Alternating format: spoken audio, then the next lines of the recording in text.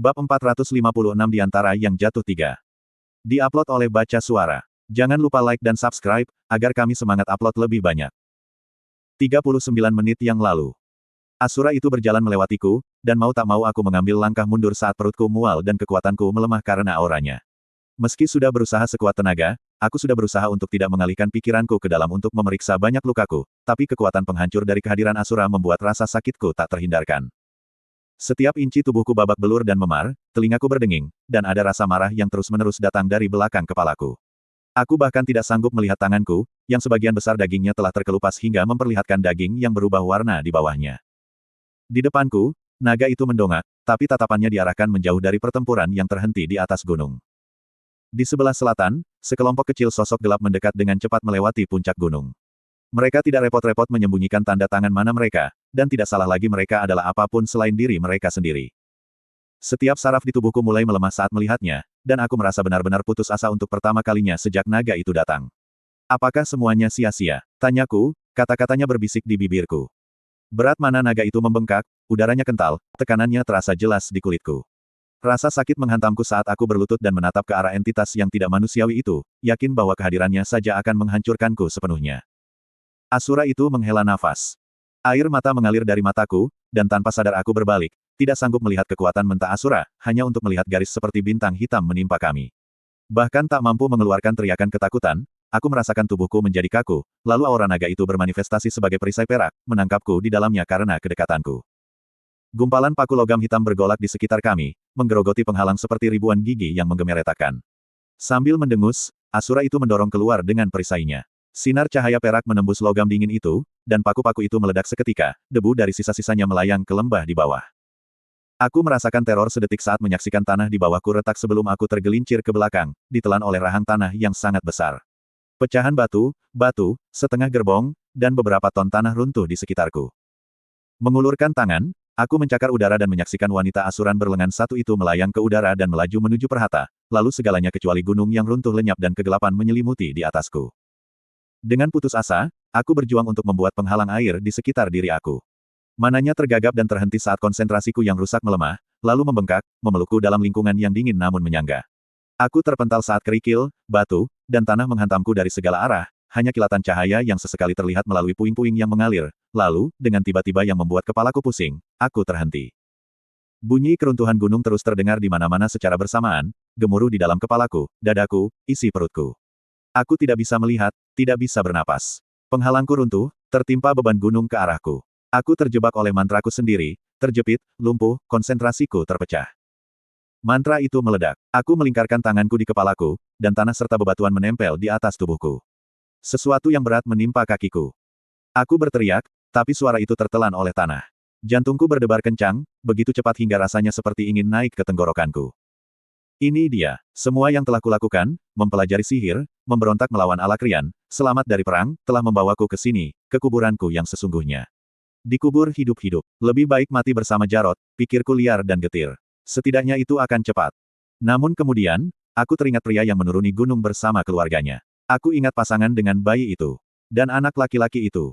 Mereka telah berjuang untuk bertahan hidup, tidak menyerah selama perang atau setelahnya, bahkan terus berjuang untuk hidup mereka ketika para dewa menghujani kematian dan kehancuran di sekitar mereka. Masyarakat biasa, petani, penggembala, perajin, mengalami semua itu dan memilih untuk terus berusaha hidup. Aku menggeliat lenganku, berhati-hati untuk melindungi kepalaku, dan memberi sedikit ruang untuk diriku sendiri. Lalu bahu dan pinggulku, dan dibuat sedikit lagi. Mantra pelindung telah mencegah tanah dan batu-batu kecil memadat di sekitarku, tapi sesuatu yang keras dan berat menekan kakiku. Aku memejamkan mata, meskipun tidak ada bedanya dengan apa yang bisa kulihat. Menghirup dalam-dalam udara yang tipis dan pengap, aku mendengarkan dan mencari dengan segala indera yang ada pada diri aku. Nafasku tercekat. Di bawah, tidak jauh, aku bisa merasakan mana, kumpulan besar mana dengan atribut air di atmosfer. Gemetar karena gugup, aku dengan hati-hati, sangat hati-hati, mulai menggunakan sedikit mana yang masih kumiliki untuk menyemprotkan pancaran air bertekanan tinggi ke tanah, membuat sedikit ruang. Tanah yang menekan di sekitarku runtuh sedikit demi sedikit. Takut untuk ceroboh namun mengetahui bahwa tidak ada waktu untuk menenangkan diri, aku menggunakan semburan kecil air untuk mengukir mana atmosfer yang bisa aku rasakan, mencoba memberikan cukup ruang untuk merangkak maju di gua kecilku. Namun batu besar di kakiku menahannya dengan kuat, aku tidak bisa bergerak 1 inci pun. Menutup mataku, aku berhenti bergerak dan bergerak sejenak, fokus pada napasku. Kepalaku berkabut, tubuhku larut dalam satu penderitaan yang saling terhubung, dan inti tubuhku hampir kosong. Mendorong ke atas sikuku, aku mengumpulkan kekuatanku dan melemparkan semburan air ke batu itu, mencoba menggesernya. Beberapa bongkahan batu terkelupas, namun batu tersebut tidak bergerak. Aku mengumpulkan kekuatanku, lalu memukulnya lagi dan lagi, masing-masing pancaran di tempat yang sama, hingga, dengan bunyi retakan yang teredam, batu itu terbelah. Bagiannya tergelincir sedikit, dan menahan jeritan kesakitan, aku melepaskan diri. Tanah menghujaniku, lalu kerikil-kerikil kecil, dan tanah di sekitarku pun ikut bergeser. Mengumpulkan apa yang terasa seperti kekuatan terakhirku, aku meluncur ke bawah dengan jet yang kuat, dan dasar lubang kecilku roboh. Aku terjun ke udara terbuka, ada sensasi cahaya sekilas di mataku, lalu aku menghantam batu padat dengan hantaman keras yang membuat nafas keluar dari paru-paruku dan seluruh indera dari tengkorakku. Indraku melayang masuk dan keluar saat aku berjuang melawan keinginan untuk tidur, lalu sesuatu menyentakku kembali ke kesadaran. Aku menatap langit-langit, yang sebagian telah runtuh di tempat aku menerobosnya. Apa itu tadi? Sesuatu yang dialami di luar indraku yang gagal. Memalingkan leherku benar-benar menyiksa, tapi aku harus menemukan apapun yang telah membuat indraku hidup kembali. Di sampingku, hanya beberapa meter jauhnya, sebatang logam hitam menonjol dari lantai dan naik ke langit-langit, dengan jaringan filamen memanjang dari sana untuk menjaga langit-langit tetap di tempatnya. Ketika aku melihat lebih jauh, aku melihat paku hitam lainnya, dan kemudian paku hitam ketiga. Kemudian hal itu terjadi lagi, dan aku menyadari apa itu, sebuah suara. Meski merasakan sakit yang menusuk tulang, aku berbalik ke arah lain, berguling ke samping dan menopang diriku dengan satu siku. Dalam cahaya yang remang-remang dan tanpa sumber cahaya, aku hanya bisa melihat sesosok lelaki yang meringkuk seperti janin di sebelah perairan bawah tanah yang berwarna hitam seperti kaca. Mata merah balas menatapku, bersinar dalam kegelapan. Aku menarik napas, dan tulang rusukku terasa sakit. Sambil menyipitkan mata, aku sadar dia punya tanduk panjang seperti pembuka botol yang menyembul dari kepalanya, dan ada ketajaman serta ketegasan pada wajahnya yang membuatnya terlihat tidak manusiawi. Yang berdaulat, gumamku lemah. Ah, kamu kenal aku, bagus, itu bagus, dia mencoba memberiku apa yang dia pikir adalah senyuman yang melemahkan, tapi itu hanya membuatnya tampak lebih predator. Kecuali, ada yang tidak beres. Dia tidak memiliki tanda tangan mana. Melihat lebih dekat, aku menyadari bahwa dia diikat erat dengan rantai dan borgol yang berat. Kamu lebih rendah dari Dicatian, iya. Tapi setidaknya seorang penyihir. Lidah gelap melintasi bibir pucatnya. Aku membutuhkan bantuan kamu segera, seperti yang kamu lihat. Lepaskan aku segera, dan aku akan. Apa? Aku berteriak, tidak bisa menahan diri. Rasa kesal melintas di wajah pria itu. Jangan bodoh. Aku bukan lagi musuh bangsa kamu. Jika kebisingan di luar sana merupakan indikasinya, sekutu nagamu saat ini sedang berperang melawan tentara yang menculikku. Lepaskan aku, dan aku akan mengubah diriku menjadi kadal manapun yang berkuasa, dan kamu akan menjadi pahlawan. Aku mengerjap, tidak mampu memproses apa yang terjadi karena rasa sakit dan kelelahan yang menekanku seperti gunung yang runtuh di atas. Luar biasa, dia mendengus. Setelah semua ini, pengguna sihir pernapasan jatuh ke pangkuanku, dan dia adalah orang dungu.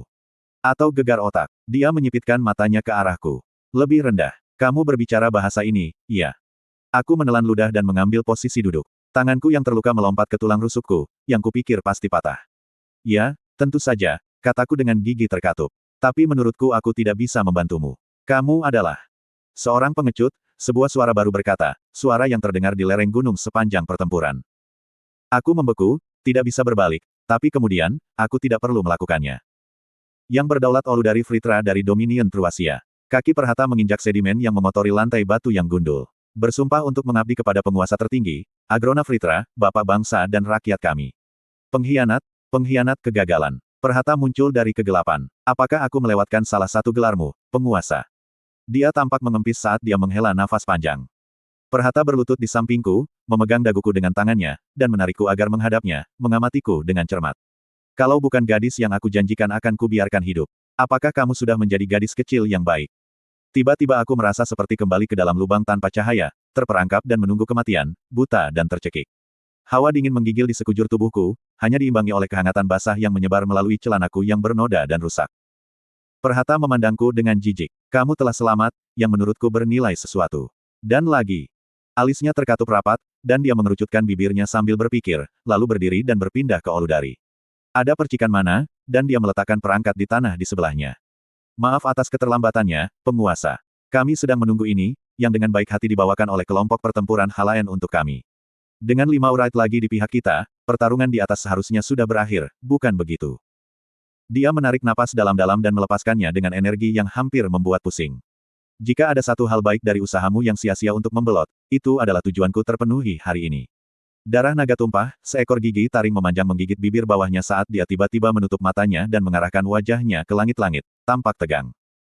Kemudian senyumnya memudar, matanya terbuka, dan perhata berputar, menatap ke atas melalui gunung seolah-olah dia bisa melihat langit di baliknya. Bahkan dalam cahaya tak berwarna, aku bisa melihat wajahnya memucat. Butuh beberapa saat lebih lama sebelum aku merasakan niat yang mendekat.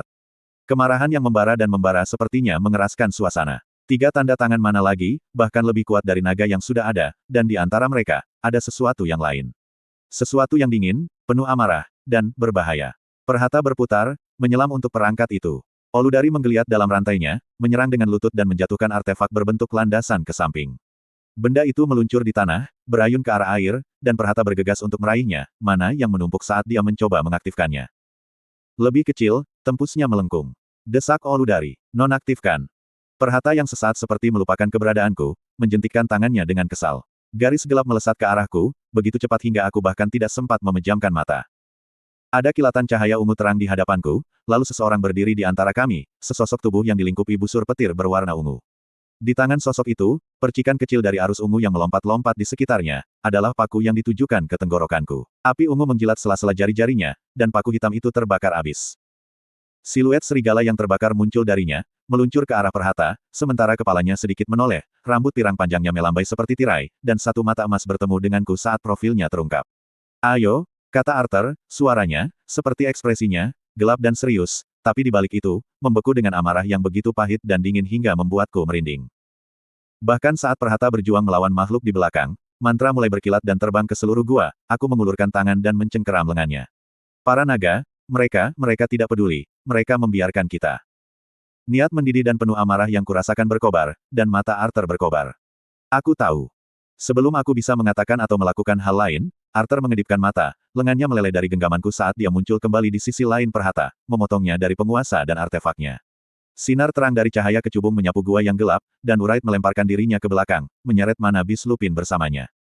Semburan paku logam hitam memenuhi gua, meluncur keluar dari Urait. Indraku tidak cukup cepat untuk mengikuti semuanya, tapi di saat yang sama, beberapa pedang yang dibentuk dari energi ungu muncul di udara, menebas ke beberapa arah sekaligus, masing-masing membelokkan atau menghancurkan paku.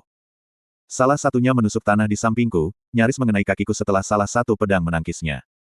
Sambil melepaskan kelumpuhanku, aku mencoba berdiri hanya untuk menyadari bahwa kakiku yang remuk tidak mampu menahan bebanku. Rasa sakitnya adalah gema di kejauhan yang hanya muncul saat aku mulai bergerak, tapi tidak mengandung kekuatan. Sebaliknya, aku berguling dan merangkak mati-matian menuju perairan bawah tanah. Slot iklan, kamu bisa pasang iklanmu di sini. Semakin banyak proyektil yang memecahkan batu di sekitarku, dan dengan setiap sentakan yang menyakitkan ke depan, aku berharap ada proyektil yang akan menembus dagingku dan menjepitku ke tanah. Hampir mengejutkan ketika tubuh aku meluncur menuruni lereng yang basah dan memasuki air dingin dengan cipratan kecil. Mengeluarkan mana, aku memproyeksikan diriku di sepanjang sungai sempit, mendorong arus untuk membawaku lebih cepat. Sedetik kemudian, aku menyelinap ke celah di mana air terkuras dan dengan cepat ditarik menjauh dari pertempuran. Aliran bawah tanahnya tidak besar, dan aku harus menavigasi sepenuhnya berdasarkan mana dan arusnya. Tidak ada cara untuk mengetahui apakah ada jalan keluar di depan atau aku akan terjebak dalam celah yang terus menyempit, tapi aku tahu aku tidak bisa tinggal di dalam gua. Ketika alirannya menjadi terlalu sempit, aku mengeluarkan mana atribut air sebanyak yang masih bisa aku kelola, menghancurkan batu-batu yang menciptakan titik-titik jepit yang tidak bisa dilewati. Aku berenang selama 1 menit atau lebih, sampai kepalaku mulai terasa ringan dan paru-paruku menjerit mencari udara, sebelum aku mencapai ujung celah. Tanah dan batu yang baru diaduk menghalangi jalan ke depan. Tiba-tiba aku panik, aku mencakar tanah itu dengan tanganku yang sehat, tapi tak ada gunanya. Menggali mungkin memakan waktu berjam-jam, tapi aku hanya punya beberapa detik. Menyihir peluru dan pancaran air, aku menghancurkan penghalang itu. Setiap mantra lebih lemah dari mantra sebelumnya. Berkali-kali aku memukulnya, sampai airnya berubah menjadi lumpur dan inti tubuhku menjerit seiring dengan setiap mantra. Menyadari bahwa aku tidak akan berhasil, aku mencoba berbalik dan berenang kembali ke hulu, tetapi celahnya terlalu sempit. Aku tidak dapat membalikkan arah, dan aku tidak memiliki kekuatan untuk mengalirkan begitu banyak air melawan gravitasi untuk menarik aku kembali. Kebutuhan aku untuk bernapas mengalahkan kemampuan aku untuk menahan napas. Ketika hal itu terjadi, aku akan menelan air berlumpur dan tenggelam. Aku merasakan pikiran aku meluncur menuju ketidaksadaran, dan aku bersyukur. Setidaknya aku tidak akan bangun karenanya. Bahkan saat aku menerima takdirku, sebuah kekuatan tajam menarik tubuhku, dan aku menghantam dinding batu. Aku sedang pindah. Retakannya begitu rapat hingga aku terus-menerus bergesekan dengan dinding, tapi arusnya kembali mengalir, menarikku ke depan dengan kecepatan yang semakin meningkat. Beberapa detik yang menyedihkan berlalu, lalu dindingnya melebar sebelum menghilang. Aku membuka mata aku. Air keruh mengelilingiku, tapi aku bisa melihat cahaya, dan aku berenang ke arahnya, gerakanku liar, tak ada lagi yang tersisa untuk merapal mantra guna mempercepat pendakianku. Rasanya sejauh ini, dan aku merasa yakin bahwa aku masih akan tenggelam, dan aku tidak mungkin bisa menempuh jarak sejauh itu. Kepalaku keluar dari air dan ke udara terbuka, dan aku menghirup napas yang paling menyakitkan dalam hidupku. Di suatu tempat yang sangat dekat, seorang anak berteriak. Sambil terbatuk-batuk, aku berusaha menjaga kepalaku tetap di atas air. Di pantai, beberapa sosok bergegas dengan gerakan tergesa-gesa. Terdengar suara cipratan air, dan tangan-tangan kuat memegangiku, menarikku ke tanah yang kokoh. Aku ambruk ke tanah lunak, tak peduli akan kotoran yang menempel di wajahku. Yang bisa kulakukan hanyalah menghela napas. Ada beberapa suara di sekelilingku, tapi aku tidak bisa memproses kata-katanya. Sebuah bayangan melewatiku, dan secara naluriah aku fokus pada sumbernya. Semuanya buram, dan suaranya keras. Sangat keras. Gunung, penguasa. Arthur, aku duduk tegak, mengamati sekelilingku. Aku berada di tepi sungai yang keruh dan arusnya lambat. Bertonton batu dan tanah runtuh dari gunung di atasnya, hampir menghentikan alirannya. Aku berada di lembah di kaki gunung. Di atas, batu itu masih runtuh dengan sendirinya, suara gesekan batu demi batu yang hiruk-pikuk cukup keras hingga membuatku mual. Tapi di atas sana, jauh di atas, mataku tertuju. Seekor naga yang sangat besar mendominasi langit. Monster dengan bekas luka pertempuran itu memiliki sisik seputih tulang dan mata ungu cerah yang bisa kulihat bahkan dari tanah. Sayapnya, meski compang camping dan usang, terbentang begitu lebar hingga kepakan sayapnya membersihkan debu dari langit. Seekor naga yang lebih kecil, hitam seperti malam dan hampir lincah dibandingkan naga putih besar, terbang di sisi tubuhnya, tetap dalam formasi. Tepat di belakangnya ada seorang laki-laki, bukan, Asura, pikirku, yang bergerak cepat di udara, terbang seolah dia punya sayap.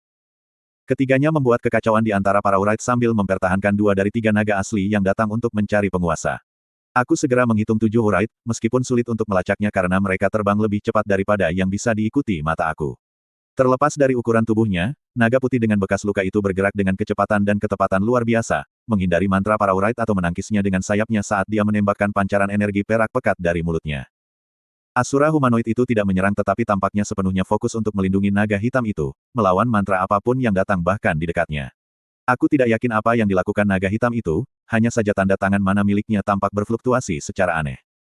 Aku hanya punya waktu beberapa detik untuk memikirkan semuanya sebelum sosok yang berjongkok di sampingku menarik perhatianku kembali ke tanah. Hembusan napas yang menyakitkan keluar dari diriku. Penyamak. Tapi apa? Pengendara sayap pedang, yang telah bekerja untuk Vanessa Glory selama perang, mengalami pembengkakan dan perubahan warna di seluruh sisi kirinya. Kulitnya berbintik-bintik abu-abu dan hijau berasap, dan luka terbuka mengeluarkan cairan kuning kental. Sebelum para Wraith pertama kali tiba, Tanner dan sayap pedangnya telah terkena mantra dan terlempar dari langit, dan aku berasumsi dia sudah mati. Melihatnya sekarang, aku bahkan lebih terkejut lagi saat menemukannya masih hidup. Senang bertemu denganmu juga, Lady Helstea, katanya dengan senyum muram, dibalut kesedihan sekaligus kelegaan. Bagaimana kamu bisa? Kamu tahu, sudahlah. Kita harus pindah. Saat dia mengatakan, kami, aku fokus pada orang lain yang berdiri di sekitar. Setidaknya ada 20 orang yang berjongkok di tepi sungai, semuanya menatapku. Aku segera melihat Rose Ellen, penjinak binatang buas yang selalu menggoda Jarod di setiap kesempatan, dan ikatan tabahnya, binatang mana yang besar seperti burung. Pria berotot yang mengabaikan permintaanku untuk membantu para tetua ada di sana, begitu pula keluarganya, dan aku hampir menangis ketika melihat pasangan dengan bayi yang aku bantu melarikan diri dari gunung. Dan tiba-tiba aku merasakan secercah harapan dan kebanggaan ketika melihat anak laki-laki yang kuselamatkan masih bersama mereka. Jaraknya beberapa mil ke utara dan barat sebelum kita mencapai jalan raya lagi, Tanner menjelaskan, sambil mengulurkan tangannya untuk membantuku berdiri. Kita harus menjauh dari gunung. Kamu dapat melihat seberapa jauh jangkauan beberapa longsoran batu ini. Roda gigi pikiranku tiba-tiba mulai berputar lagi, dan aku menyadari bahwa, di bawah semua batu dan tanah tidak jauh dari tempat kami berdiri, aku bisa merasakan semburan mana saat Arthur bertarung melawan Perhata. Aku meraih Tanner, dan dia meringis. Bukan utara, barat, lebih dalam ke rawa-rawa, sejauh mungkin dari pertempuran.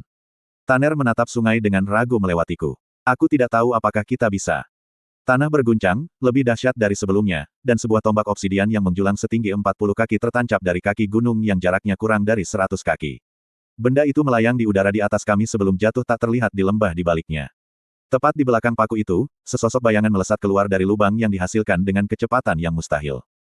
Perhata, yang memegangi sisi tubuhnya, wajahnya meringis kesakitan dan ketakutan, tidak melakukan pertempuran di atas, tetapi membelok ke selatan dan terbang dengan kecepatan apapun. Udara di depannya berderak dengan kilat batu kecubung, dan Arthur muncul entah dari mana. Kerucut energi menderu dari tangannya, dan Wright menukik ke bawahnya, melepaskan rentetan paku mematikan ke arahnya saat dia terbang melewatinya. Tapi Arthur menghilang, sekali lagi muncul di hadapannya, kali ini menyihir dan menebas dengan pedang energi murni. Perhata berteriak frustrasi dan marah ketika baju besi yang terdiri dari ratusan paku hitam kecil muncul di sekelilingnya, dan dia menangkap pergelangan tangan Arthur sambil memblokir pedangnya dengan lengan atasnya. Keduanya tetap tertahan sesaat sebelum pedang Arthur berbalik, ujung pedang menyusut saat bilah tumbuh dari ujung pegangan yang lain dan melaju ke tulang dada Perhata, percikan api beterbangan di mana energi ungu berdampak pada logam hitam. Api hitam meletus di sekelilingnya, melemparkan Arthur ke belakang dan mengirimkan paku logam ke segala arah. Meski terjatuh, mereka tetap berkerumun, menyatu, dan membangun satu sama lain untuk membentuk-bentuk. Arthur menghilang lagi, muncul kembali di udara tempat Perhata berada, tapi Wright sudah tidak ada lagi. Sebaliknya, Arthur dikelilingi oleh beberapa lusin bentuk lapis baja, masing-masing dibentuk secara identik dari ratusan paku hitam kecil. Bahkan ketika pandangan Arthur menyapu mereka, masing-masing sosok melesat menjauh, terbang ke arah yang berbeda. Arthur melintas ke satu sosok yang mundur, menyulap pisau, dan memotongnya menjadi dua. Paku-paku itu pecah, jatuh ke tanah di bawahnya seperti hujan es yang mematikan. Tidak ada daging di bawah mereka. Saat sosok-sosok lapis baja lainnya tersebar di langit, sepasang suami istri menukik lebih rendah, terbang langsung menuju kelompok kami yang kelelahan. Di sampingku, Tanner berteriak. Orang lain berteriak, dan semua orang mulai berlari, menceburkan diri ke dalam air atau berlari di sepanjang pantainya. Aku hanya bisa menonton sampai lengan Tanner melingkari bahuku dan dia menarikku berdiri, menopangku, tapi itu sudah terlambat. Tanner menjauhkanku dari kumpulan paku-paku hitam yang mengerikan itu, menempatkan dirinya di antara aku dan paku-paku itu.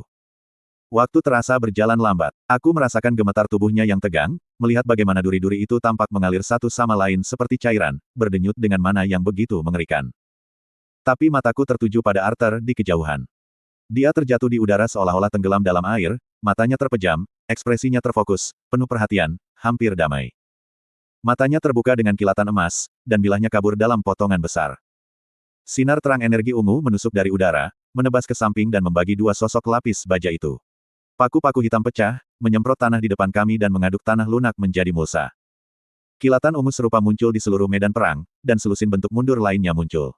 Bilahnya berbalik arah, menebas udara di depan Arthur, dan kali ini aku melihat bilahnya sendiri tampak menghilang, dan beberapa baju zirah yang disulap runtuh saat mereka dihantam secara bersamaan ke seluruh langit. Namun beberapa, terlalu banyak, masih melarikan diri, terbang melintasi pegunungan dan melintasi rawa-rawa dataran rendah. Dan tak satu pun bentuk yang dihantam Arthur berisi tubuh Perhata yang hidup dan bernapas. Ekspresi Arthur menegang karena frustrasi sebelum dia menghilang dari pandangan, jatuh ke tanah agak jauh di lembah. Mengambil nafas yang stabil, aku dengan ragu-ragu menaruh beban pada kakiku yang hancur, memperkuatnya dengan mana, lalu menarik diri dari Tanner. Ayo, keluarkan semua orang dari sini. Sylvie Leywn. Terlepas dari segalanya, aku merasakan kelegaan saat beban Arthur menekan punggungku, denyut ether yang dilepaskan oleh penggunaan God Step-nya berdesir di sisiku. Aku terus menempel di sisi Charon, tidak membiarkan para Wright memisahkan kami. Winsome masih menempel padaku seperti bayanganku sendiri, seluruh energinya dihabiskan untuk melindungiku dari serangan para Wright. Tautan aku dengan Arthur memberitahu aku bahwa dia cemberut meskipun aku tidak dapat melihat wajahnya. Kejar dia. Yang mana? Tanyaku, masih merasakan sisa formasi besi darah keluar ke arah yang berbeda. Dipaksa untuk menukik ke kanan, aku menghindari pancaran mana hitam kehijauan dan menghembuskan mana murni kembali ke pengguna. Arthur tidak menjawab, tapi dia tidak perlu menjawab. Tidak ada cara untuk mengetahuinya, dan tidak ada alasan untuk mengejar baju zirah kosong di tengah jalan melintasi di Caten ketika ada beberapa Wright tepat di depan kami, bahkan jika itu berarti yang ini melarikan diri. Tapi aku tidak memberikan nasihat atau penghiburan apapun kepada ikatanku. Ini bukanlah waktu dan tempat untuk tindakan sia-sia seperti itu. Sampai pertempuran berakhir, aku tahu Arthur membutuhkan baju besi amarah yang telah ia bungkus, jadi aku tetap diam. Bahkan pikiran Regis pun hening saat dia menjaga Olu dari Fritra di bawah gunung. Aku merasakan niat Arthur sebelum dia bertindak. Berat badannya meninggalkan tubuhku, dan dia muncul di udara 30 kaki di depan Wright. Aether mengembun di tinjunya, membentuk senjata. Beberapa lagi muncul di sekelilingnya, terlipat menjadi ada, masing-masing merupakan representasi fisik dari amukan apoplektik yang mendidih dan nyaris tidak bisa ditampung di bawah permukaan ketenangannya. Semua pedang melayang menyerang secara bersamaan, menyapu udara ke titik yang sedikit berbeda. Pada saat yang sama, pedang Aether utamanya, yang ada di tangannya, ditusukkan ke depan. Wright diperkirakan menghindari beberapa pedang terbang, menempatkannya di tempatnya tepat saat serangan lain melalui jalur eterik dan masuk ke jalur mundurnya. Bahkan bagi seorang Wright, tidak ada waktu untuk bereaksi saat bilahnya menusuk bahu, jantung, dan inti tubuhnya sebelum berkedip setengah detik kemudian. Gravitasi baru saja mulai menarik Arthur ke bumi sebelum dia berada di punggungku lagi, amarahnya yang dingin tidak mereda oleh kematian yang sudah diperhitungkan. Kedatangan Arthur di medan perang akhirnya mematahkan keinginan para Wright yang tersisa untuk terus bertarung, dan mereka berenam berpisah dan berusaha mundur ke arah yang berbeda.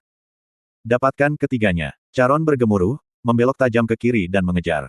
Winsome, tetaplah bersama patroli. Aku ragu-ragu, mengetahui bahwa kami melakukan apa yang diinginkan musuh dari kami. Winsome juga jelas ingin berdebat, tapi Charon sudah melaju kencang, dan fokus Arthur sepenuhnya tertuju pada target kami.